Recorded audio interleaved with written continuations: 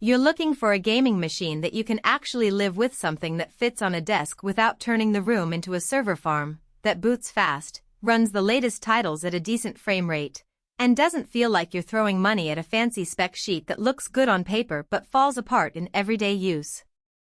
Link is in the description if you want to check the product details on Amazon. The worry most of us share when we hit add to cart for a mini PC is that we'll end up with a box that's either underpowered for the games we love or a noisy brick that makes a living room feel like an airport lounge. And that's exactly why I spent a few days digging through forums, watching build guides, and reading the handful of user comments that do exist before I hit record. The Black Myth Wukong kit from the WEELIO store is basically a fully assembled Intel NUC 11 that's been tuned for gaming. At its core you get an 11th Gen Core i9, 32GB of DDR4, and a 2TB NVMe SSD, all packed into a chassis that's about the size of a paperback. The big promise here is that you get desktop-class performance without the bulk, plus the ability to bolt a discrete graphics card into the dual-slot space the kit leaves open.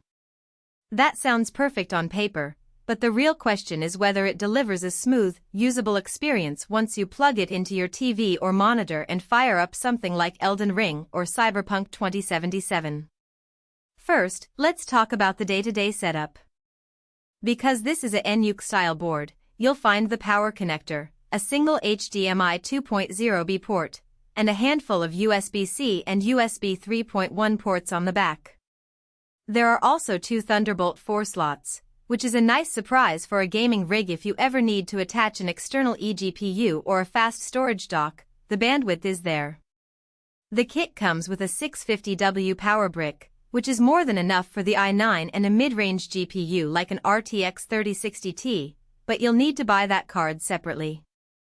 The chassis has a small vent on each side, and the fans are a dual-blower setup that's meant to keep the CPU and GPU temps under control even when you're pushing the frame rate beyond 60 frames per second.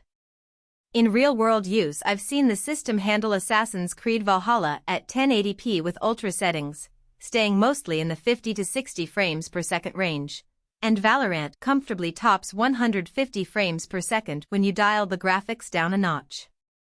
That's a solid baseline for anyone who wants a single machine for both high-end gaming and everyday tasks like video editing or streaming. The 2TB SSD gives you plenty of room for a growing game library, and the 32GB of RAM means you won't hit a memory ceiling even when you have multiple browsers, Discord, and a game client running together. What really sets this kit apart is the convenience factor. You get a pre-built board, you just slot in the graphics card you prefer, plug a monitor, and you're ready to go. No fiddly BIOS updates or custom cooling loops required. Now, the hidden trade-offs. First, the size that makes this an attractive desktop also means you have limited space for upgrades. The RAM is on a Sodom stick, so while 32GB is generous now, you're locked into that capacity unless you replace the modules, and you only have 2 slots. The SSD is a standard M.2 2280, so you could add a second drive if you have a spare slot, but the overall storage expansion is still constrained compared to a full tower. The cooling solution, while adequate, does get a bit audible once you push the GPU past 70% load. In a quiet apartment you'll notice a low hum, and if you plan on overclocking the i9 or the GPU, you'll probably need to invest in a better aftermarket cooler or accept a louder operation. Another practical point is the need for an external graphics card.